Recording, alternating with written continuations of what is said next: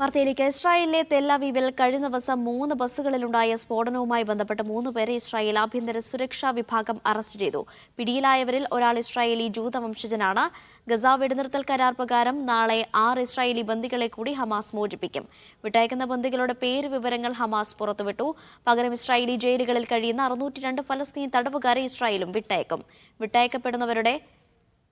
വിട്ടയക്കപ്പെടുന്നവരിൽ 50 പേർ ജീവപര്യന്തം ശിക്ഷ വിധിക്കപ്പെട്ട കഴിയുന്നവരാണ്. മുജീബ് റഹ്മാനുണ്ട് വിവരങ്ങൾ നൽകാനായി. മുജീബ്, ഇപ്പോൾ കഴിഞ്ഞ ദിവസം നടന്ന ആക്രമണത്തിൽ ആരൊക്കെയാണ് പിടിയിലായിരിക്കുന്നത്? ഒപ്പം തന്നെ നാളെ നടക്കാനിരിക്കുന്ന ബന്ദി കൈമാറ്റവുമായി ബന്ധപ്പെട്ട വിശദാംശങ്ങൾ കൂടി. അനീഷ, കഴിഞ്ഞ ദിവസം ഉണ്ടായിരുന്ന സ്ഫോടനം 3 ബസ്സുകളിലായാണ് തെല്ലവീവിൽ ഈ സ്ഫോടനം നടന്നത്. വലിയ തരത്തിലുള്ള ഒരു ഉഗ്രസ്ഫോടനമായിരുന്നു. 3 ബസ്സുകളും പൂർണ്ണമായി തകർന്നു. ഈ ഒരു സംഭവത്തിലാണ് ഇസ്രായേൽ ആഭ്യന്തര സുരക്ഷാ വിഭാഗം അന്വേഷണം ആരംഭിച്ചിരിക്കുന്നത്. ഇതിൻ്റെ അടിസ്ഥാനത്തിൽ ഇപ്പോൾ 3 പേർ അവിടുത്തെ പോലീസിൻ്റെ ആഭ്യന്തര സുരക്ഷാ വിഭാഗത്തിൻ്റെ പിടിയിലായിരിക്കുന്നു. ഈ പിടിയിലായവരിൽ ഒരാൾ ഇസ്രായേൽ ജൂതവംശജൻ തന്നെയാണ് എന്നുള്ളതാണ് അതിൽ ഏറ്റവും പ്രധാനപ്പെട്ട ഒരു വിവരം. ഈ അക്രമികൾക്ക് ഇവിടേക്ക് എത്താൻ വഴി കാണിച്ചു കൊടുത്തു, അല്ലെങ്കിൽ അവരെ വാഹനങ്ങളിൽ അവിടെ എത്തിച്ചു എന്നുള്ളതാണ് ഇയാൾക്കെതിരെ ഇപ്പോൾ ഉള്ള കുറ്റം എന്നുള്ളതാണ് ഇസ്രായേൽ മാധ്യമങ്ങൾ നൽകുന്ന വിവരങ്ങൾ. ഏതായിരുന്നാലും ഇത് സംബന്ധമായി ആരാണ് ഈ ആക്രമണത്തിന് പിന്നിൽ എന്നത് സംബന്ധമായ കൂടുതൽ വിവരങ്ങൾ ഇനിയും ലഭ്യമാകേണ്ടതുണ്ട്. അതോടൊപ്പം തന്നെ കഴിഞ്ഞ ദിവസം നമുക്കറിയാം, ഈ വെടിനിർത്തൽ കരാറിൻ്റെ ഭാഗമായുള്ള ബന്ദി കൈമാറ്റങ്ങളുടെ തുടർച്ചയായി കൊല്ലപ്പെട്ട ബന്ദികളിൽ 4 പേരുടെ മൃതദേഹങ്ങൾ ഹമാസ് കൈമാറിയിരുന്നു. ഇതിൽ ഷിരി ബിബാസ് എന്ന ഒരു സ്ത്രീയുടെ മൃതദേഹം, അവരുടെ 2 കുഞ്ഞുങ്ങളുടെ മൃതദേഹവും ഈ കൂട്ടത്തിലുണ്ടായിരുന്നു. എന്നാൽ ഈ ലഭിച്ച മൃതദേഹങ്ങളിൽ ആ സ്ത്രീയുടെ മൃതദേഹം അവരുടേതല്ല എന്നുള്ളതാണ് പരിശോധനയിൽ തെളിഞ്ഞിരിക്കുന്നത് എന്ന് ഇസ്രായേൽ ആരോപിച്ചിരുന്നു. അതിൻ്റെ അടിസ്ഥാനത്തിൽ ഇപ്പോൾ ഹമാസ് നൽകുന്ന ഒരു വിശദീകരണം, ഈ മൃതദേഹങ്ങൾ പരസ്പരം മാറിപ്പോകാനുള്ള സാധ്യതകളുണ്ട്, അത് സംബന്ധമായ അന്വേഷണം നടത്തി വരികയാണ്. ആ മൃതദേഹം മാറിയിട്ടുണ്ടെങ്കിൽ അത് തിരിച്ച് ഹമാസിനെ ഏൽപ്പിക്കണമെന്നും പകരം ഹമാസ് ഇവരുടെ ശരിയായ മൃതദേഹം തിരിച്ചു നൽകണമെന്നുള്ള നിർദ്ദേശമാണ് ഇരു ഭാഗത്തു നിന്നും വന്നുകൊണ്ടിരിക്കുന്നത്. അത് സംബന്ധമായ വലിയ തരത്തിലുള്ള പ്രതിഷേധങ്ങളും ഇസ്രായേലിലുടനീളം ഇപ്പോൾ തുടരുന്നുണ്ട്. ബന്ദി മോചന കരാർ പ്രകാരമുള്ള വെടിനിർത്തൽ കരാർ പ്രകാരം ബന്ദി മോചനം ഇനിയും തുടരുകയാണ്. നാളെ 6 ബന്ദികളെ കൂടി ഹമാസ് മോചിപ്പിക്കും. ഇതിന് പകരമായി ഇസ്രായേലി ജയിലുകളിൽ കഴിയുന്ന 602 ഫലസ്തീനികളെ ഇസ്രായേലും മോചിപ്പിക്കും. ഈ വിട്ടയക്കപ്പെടുന്ന ബന്ദികളുടെ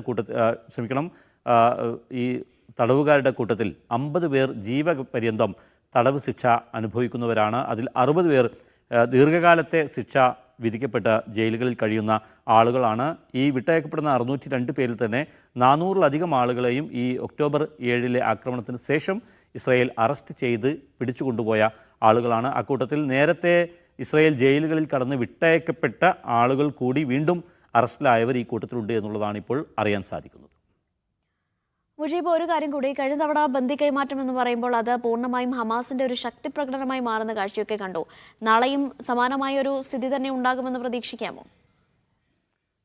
കഴിഞ്ഞ ദിവസത്തെ ഈ മൃതദേഹ കൈമാറ്റത്തിൻ്റെ വേളയിലായിരുന്നു അത് വലിയ തരത്തിലുള്ളൊരു ശക്തി പ്രകടനമായി മാറിയത്. അതിന് മുമ്പ് നടന്ന ബന്ദി കൈമാറ്റവും ഈ തരത്തിലുള്ള ഹമാസിൻ്റെ ഒരു ശക്തി, ഹമാസ് ഗസയിൽ നിന്ന് ഒഴിയണമെന്നുള്ള ഡൊണാൾഡ് ട്രംപിൻ്റെ നിർദ്ദേശവും അതിനെ പിന്തുണച്ചുകൊണ്ടുള്ള ബെന്യാമിൻ നെതന്യാഹുവിൻ്റെ പരാമർശങ്ങളും പ്രസ്താവനയും ഒക്കെ പുറത്തു വന്നതിന് പിന്നാലെയാണ് ഹമാസ് അവരുടെ തങ്ങൾ പൂർണ്ണമായും ഗസ തങ്ങളുടെ നിയന്ത്രണത്തിലാണ് എന്ന് ബോധ്യപ്പെടുത്തുന്ന തരത്തിലുള്ള ചില പ്രകടനങ്ങൾ അവരുടെ ഭാഗത്തുനിന്നുണ്ടായത്. അതിനെതിരെ വലിയ തരത്തിലുള്ള വിമർശനങ്ങൾ ഇസ്രായേലിൽ നിന്നും അതുപോലെ തന്നെ UN ഉൾപ്പെടെയുള്ള ഏജൻസികളുടെ ഭാഗത്തുനിന്നൊക്കെ ഉണ്ടാവുകയും ചെയ്തിട്ടുണ്ട്. ഏതായിരുന്നാലും വരും ദിവസങ്ങളിലും നടക്കുന്ന ബന്ദി കൈമാറ്റം ഹമാസ് അവരുടെ സാന്നിധ്യം അറിയിക്കുന്ന തരത്തിൽ തന്നെ ആയിരിക്കുമെന്ന് വേണം നമ്മൾ പ്രതീക്ഷിക്കാൻ. ഏതായിരുന്നാലും വലിയ തോതിലുള്ള ഈ വെടിനിർത്തൽ കരാറിൽ ലംഘനം നടക്കുന്നു എന്ന ആരോപണത്തെ തുടർന്ന് ഹമാസ് ഒരു ഘട്ടത്തിൽ ബന്ദി കൈമാറ്റം തങ്ങൾ നിർത്തിവെക്കുന്നു എന്ന് വരെ പറഞ്ഞ ഒരു സാഹചര്യം ഉണ്ടായിരുന്നു. പക്ഷേ അതെല്ലാം മറികടന്നുകൊണ്ട് ഇപ്പോഴും നേരത്തെ പറയപ്പെട്ട രീതിയിൽ തന്നെ ബന്ദികളെ കൈമാറുകയും പകരം 100 കണക്കിന് ഫലസ്തീൻ തടവുകാർ തടവറകളിൽ നിന്ന് മോചിപ്പിക്കപ്പെടുകയും ചെയ്യുന്ന സാഹചര്യങ്ങളുണ്ട്. ഇതിനിടയിലാണിപ്പോൾ ഇസ്രായേലിൽ ഈ ആക്രമണം ഉണ്ടാകുന്നത്. ഇസ്രായേലിലെ ഈ ആക്രമണത്തിന് തന്നെ പശ്ചാത്തലം നമുക്കറിയാം. നേരത്തെ വെസ്റ്റ് ബാങ്കിൽ ഈ ഗസ വെടിനിർത്തൽ കരാർ നിലവിൽ വന്നതിന് ശേഷവും ഗസയിൽ നിന്ന് സൈന്യം പിന്മാറിയ ശേഷവും വെസ്റ്റ് ബാങ്കിലെ അധിനിവേശ വെസ്റ്റ് ബാങ്കിൽ വലിയ തരത്തിലുള്ള ആക്രമണങ്ങൾ ഇസ്രായേൽ സൈന്യം തുടർന്നു വരികയാണ്. ഇന്നും അത്തരത്തിലുള്ള ആക്രമണങ്ങൾ ഉണ്ടായിട്ടുണ്ട്. മാത്രമല്ല ഇന്ന് വെള്ളിയാഴ്ച ഈ മസ്ജിദുൽ അക്സ അൽ-അക്സ പള്ളിയിലേക്ക് പ്രവേശിക്കാനിരിക്കെ നിരവധി ഫലസ്തീനികളെ ഇസ്രായേൽ സേന തടഞ്ഞതായിട്ടുള്ള വിവരങ്ങളും പുറത്തു വരുന്നുണ്ട്. ശരി, ഇന്റർനാഷണൽ ഡെസ്കിൽ നിന്ന് വിവരങ്ങൾ നൽകിയത് മുജീബ് റഹ്മാനാണ്.